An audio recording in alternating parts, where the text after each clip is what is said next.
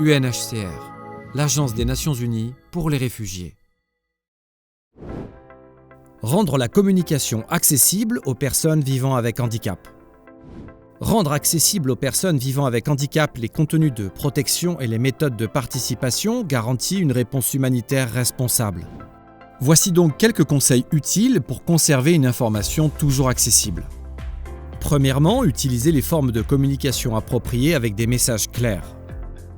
Cela vous permettra de faire en sorte que les personnes vivant avec handicap soient engagées et qu'elles aient un accès sûr à des informations adaptées au contexte pour prendre de bonnes décisions. Assurez-vous également qu'elles aient connaissance des moyens nécessaires afin de participer de manière significative et ainsi qu'elles puissent donner leur avis. Enfin, vérifiez toujours qu'elles puissent avoir leur mot à dire sur ces informations et sur la manière dont elles les reçoivent. Conseils généraux. Parlez directement à la personne et établissez un contact visuel avec elle. Proposez-lui votre aide et demandez-lui ensuite la meilleure façon de pouvoir l'aider. Enfin, évitez les termes potentiellement offensants en lui demandant quelle terminologie elle préfère pour parler de son handicap. Partage d'informations. Lorsque vous partagez du contenu avec des personnes vivant avec handicap, tenez compte des points suivants. En premier lieu, utilisez une approche personnalisée pour répondre aux besoins spécifiques. Par exemple, fournissez un contenu visuel pour les personnes malentendantes. Parallèlement à cela, pensez à bien orienter la personne vers l'information et fournissez-lui si possible des copies de celle-ci. Vérifiez également qu'elle est bien assimilée en prenant le temps nécessaire pour donner à votre interlocuteur le temps de la retenir, voire de pouvoir poser des questions. Mobilité réduite. Si la personne se déplace en fauteuil roulant, parlez-lui dans la mesure du possible à hauteur des yeux, afin d'établir un bien meilleur contact et donc une meilleure communication mutuelle. Handicap intellectuel. Si vous ne comprenez pas ce qui a été dit, demandez à la personne de vous le répéter ou utilisez l'écriture comme moyen alternatif de communication. Soyez patient et posez toujours des questions courtes et claires. Contenu inclusif. Deux aspects doivent être pris en compte pour que les personnes vivant avec handicap puissent accéder à l'information et la comprendre. Premièrement, la présentation de textes et de graphiques, et enfin les services qui permettront aux personnes vivant avec handicap sensoriel d'accéder à ce contenu. Handicap visuel. Prêtez attention à parler à la personne tout en vous approchant pour signaler votre présence. Présentez-vous au début de l'échange et informez votre interlocuteur quand vous quitterez la conversation.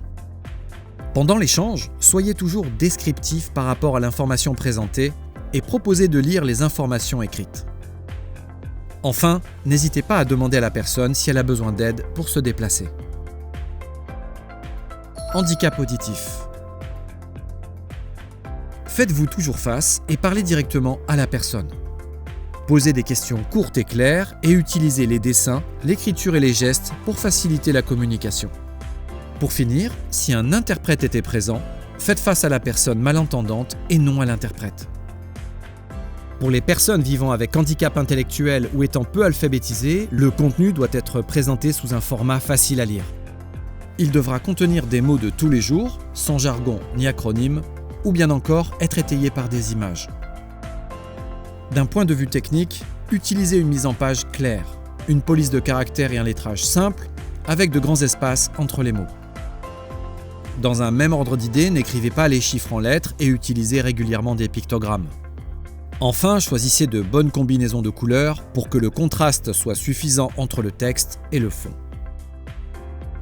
Pour les personnes vivant avec handicap visuel, le contenu vidéo doit prendre une description audio des éléments visuels clés.